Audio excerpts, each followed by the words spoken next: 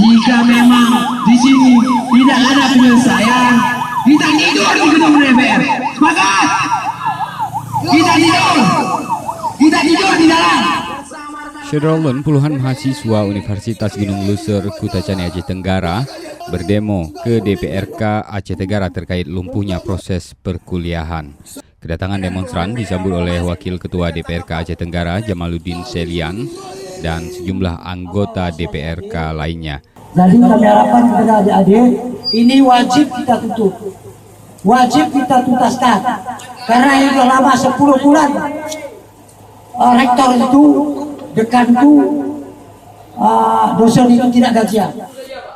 Demonstran menuntut dibayarkan gaji akademisi atau dosen selama 10 bulan dan diaktifkan kembali aktivitas kuliah di universitas tersebut. Dan tidak terrealisasinya gaji dari dosen-dosen itu sendiri. Berapa bulan? Kira kurang lebih dari 9 bulan lah. 9 bulanan gaji dosen tidak terrealisasikan. Dari Kutacani, Asnawi Lui, Serambion TV. Ini kan perlu kami sampaikan, sebenarnya menyangkut masalah di UGL ini sudah lama.